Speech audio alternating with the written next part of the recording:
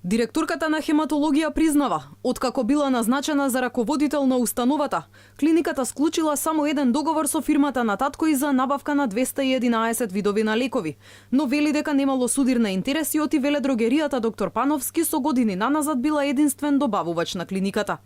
Реакцијата на менаџментот доаѓа по обелоденувањето во медиумите дека парите наменети за 3 централизирани набавки на лекови од септември до мај годинава отишле на сметката на веледрогерија во сопственост на таткото на директорката, која според документите била најповолен понудувач. Во согласно со Законот за спречување на судир на интереси, како овластено лице професор доктор Ирена Пановска Ставридис на 18.9.2017 година, до Државната комисија за спречување на корупција поднесе изјава за нејзино изземање од сите постапки за јавни набавки каде како потенцијален понудувач може да се јави оваа веледрогерија. Комисијата на 17.11.2017 година со писмено известување му укажа на менеджментот на клиниката за вакви случаи да овласти друго лице за спроведување на јавните набавки.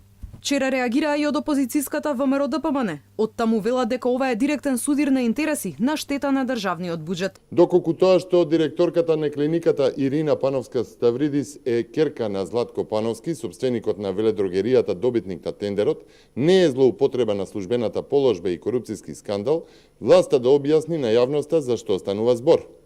Ова е директен судир на интересите на штета на буџетот.